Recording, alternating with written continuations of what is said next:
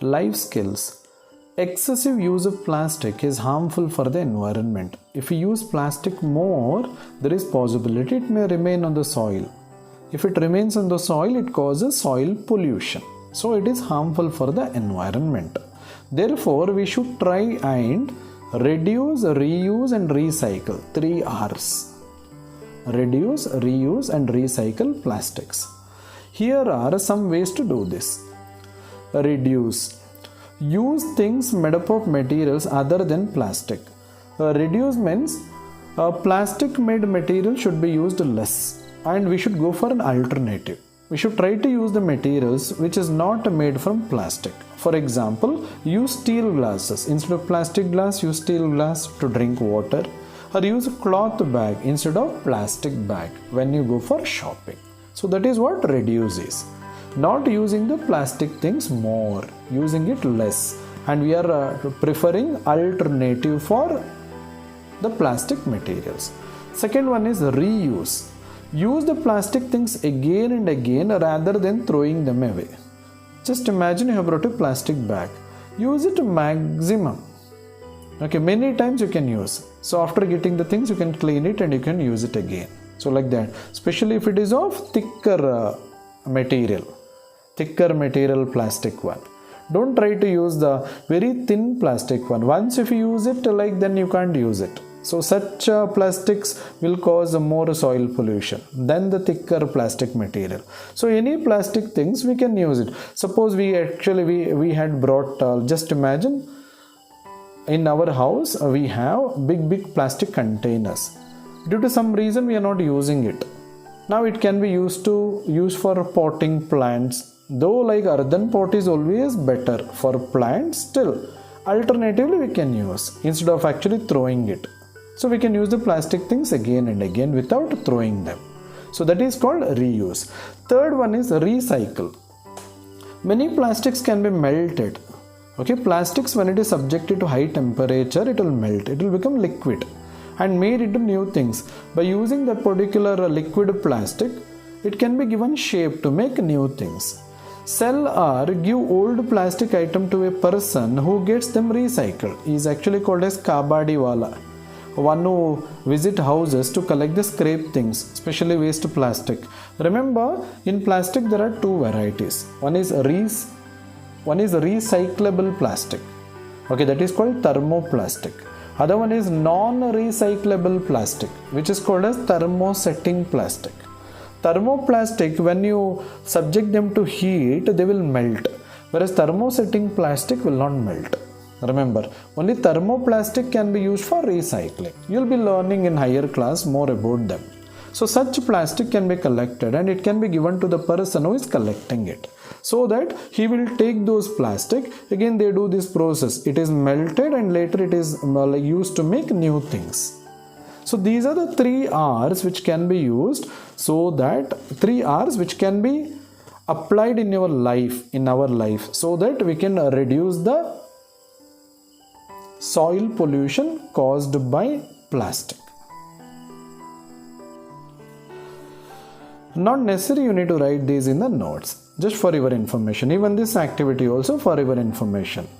Activities for assessment. Visit a potter's workshop. In this COVID-19 situation, I don't think so we can do this. Still, let me tell you. Ask the potter to show you how pots and other things are made from clay.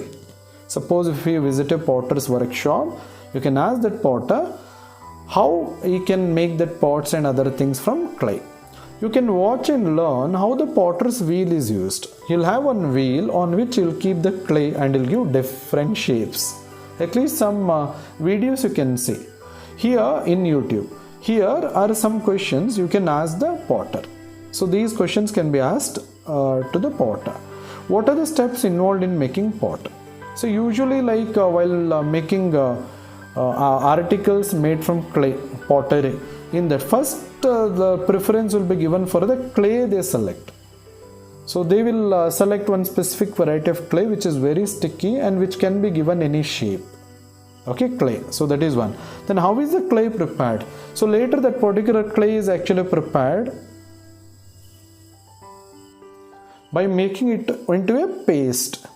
So it is actually placed in one particular one particular place.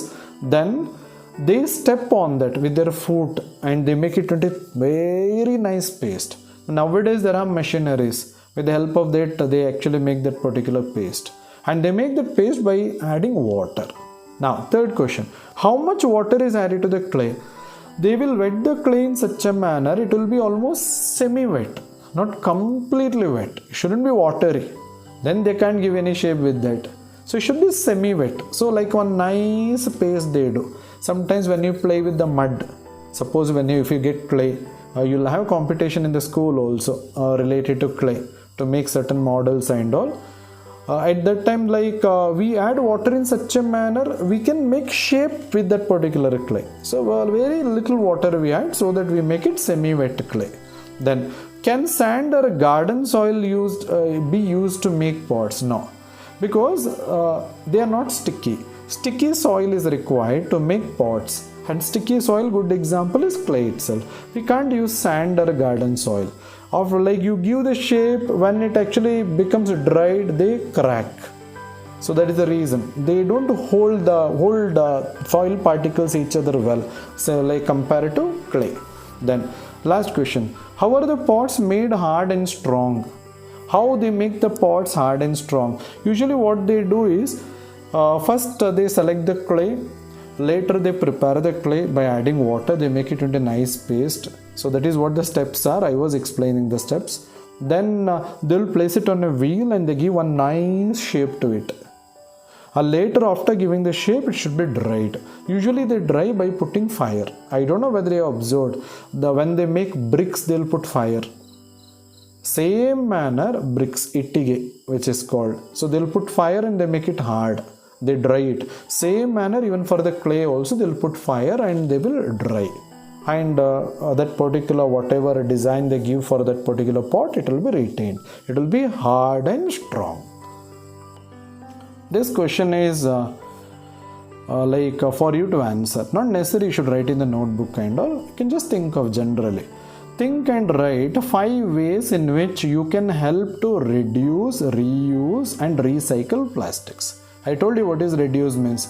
Using less plastic or using alternative to plastic. Instead of plastic bag, we use maybe cloth bag, like that. So such methods. Then again, reuse means using the plastic material again and again. And the recycle means the plastic is actually heated and it is melted and it is given some other shape and it is used. Some other material is made with old plastic. That is recycle. You think and write down 5 different ways in which you can help to reduce, reuse and recycle plastics in your home. When the school begins, we will discuss about this question. Then, be inspired. Leo Baekeland. In 1907, Leo Baekeland invented the first plastic. Do you know first plastic invented by Leo Baekeland? It was called Bakelite. It is called Bakelite. After him, Bakelite, after him means after his name, the name Bakelite is given.